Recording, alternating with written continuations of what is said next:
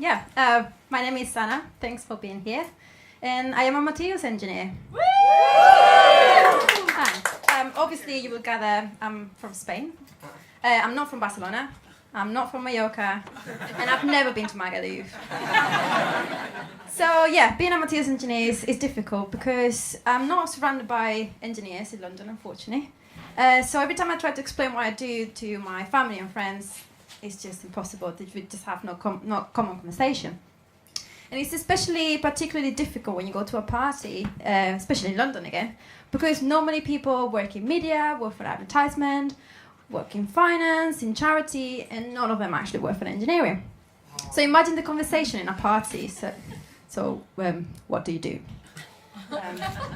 I'm a materials engineer. Blank face. But what is that? Well, I make components for lower limb amputees. I'm specialized in skin interfaces. Blank face.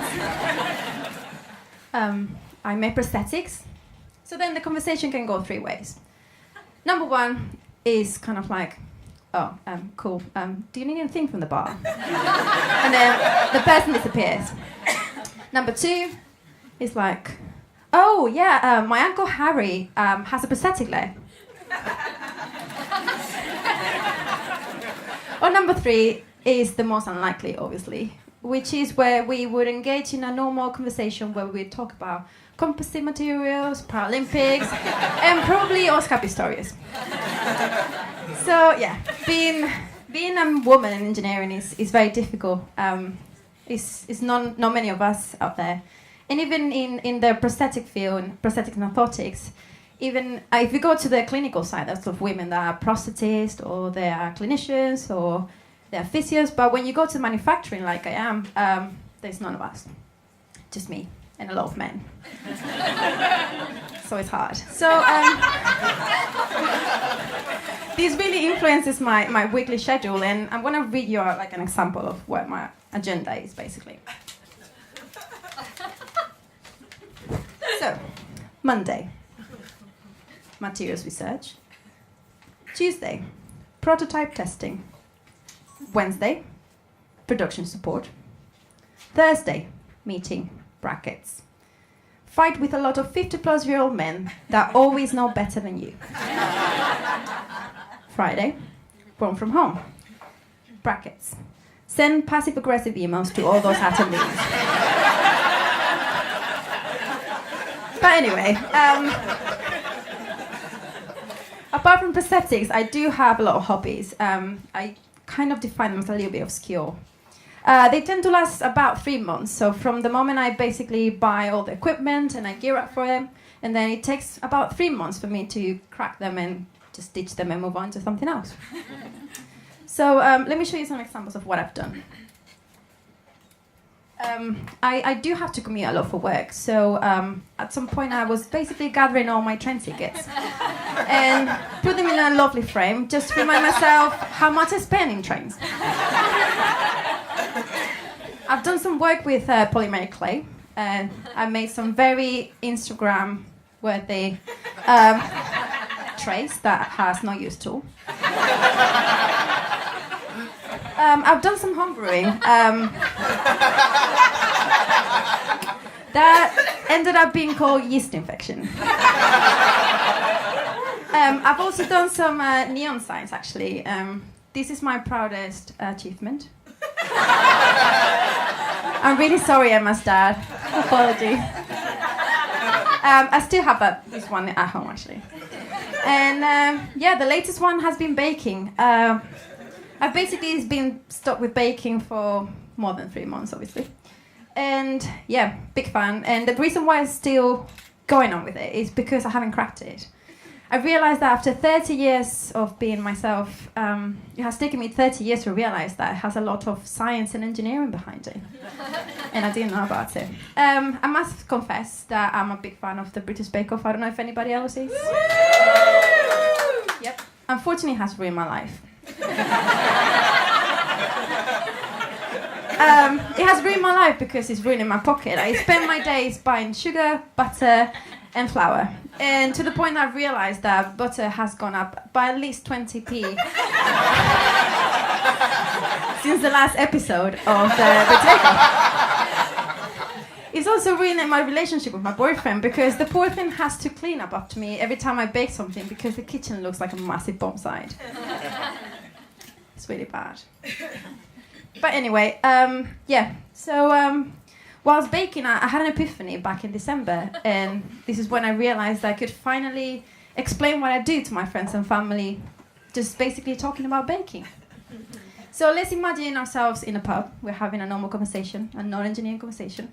But let's say I want to talk about mechanical properties. First of all, I would like to introduce you to my best friend. It's called the jump thermometer.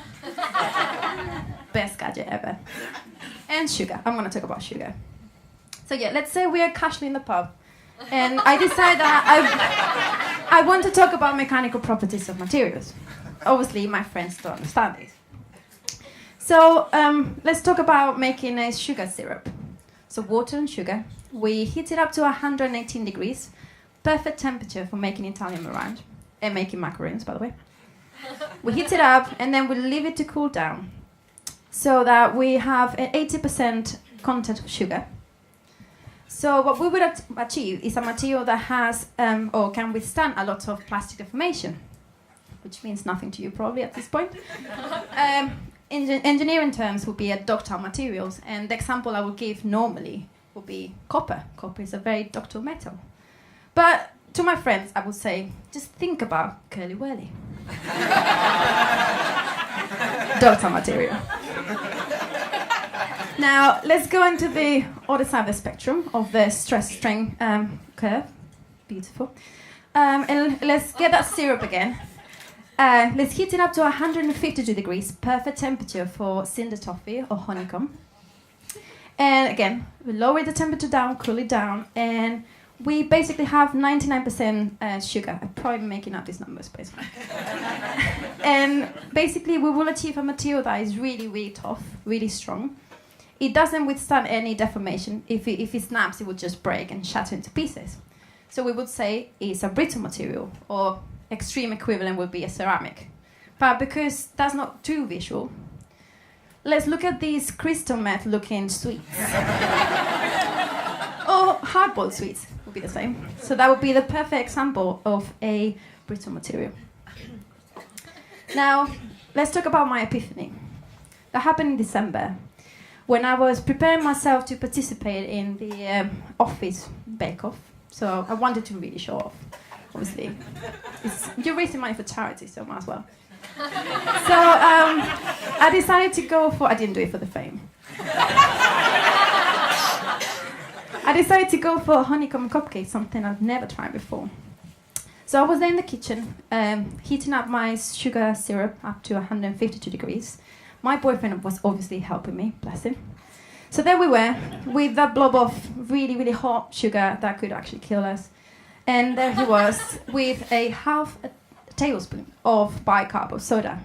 For those of you familiar with baking, obviously, bicarb is perfect raising agent. Also can you be used in muffins, for example. So when that thing was blobbing away, photo of honeycomb, obviously. That's what you get after 152 degrees. I realized that this is an epiphany moment.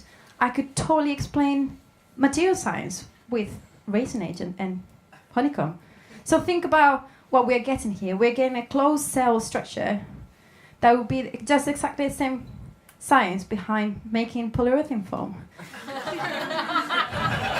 Raisin agent, blowing agent. Cinder toffee, your very expensive memory foam mattress. Same. Now let's go into dispensing engineering of. I mean, think about when you're mixing a 2-part component adhesive, if you ever use that kind of thing. I do.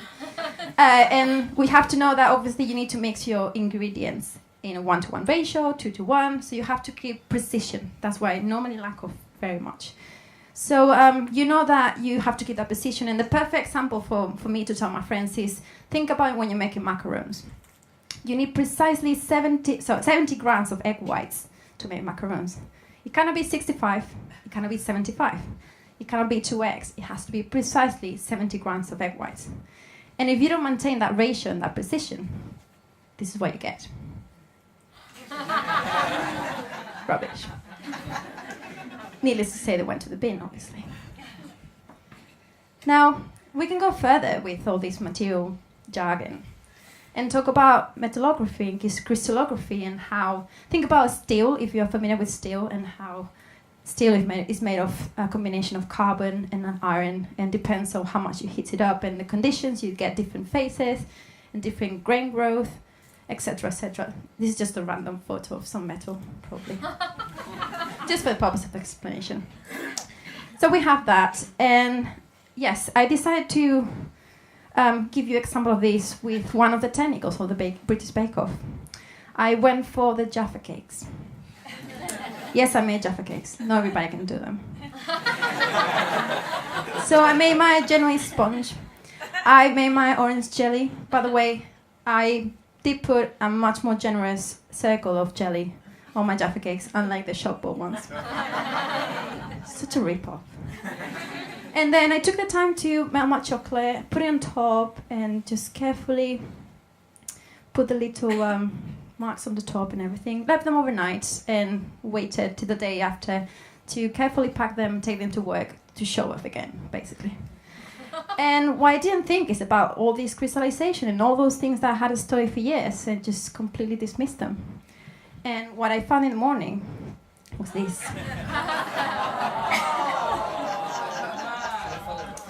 It was just a mess of crystallized cocoa fat. Apply your science here. So, yeah, basically, I would like to close this just by saying, well, I would like to actually read out a fragment from, I'm going to make up the journal. Let's say the London Material Science Journal, whatever. The actual fragment is legit. I basically hold on for a long time because I think it's a brilliant fragment. It does say, while mixing by hand might seem very intuitive, we strongly recommend having at least 2 to 3 years of professional baking experience prior to mixing silicone by hand. This means that Mary Berry could be a materials engineer. Thank you very much.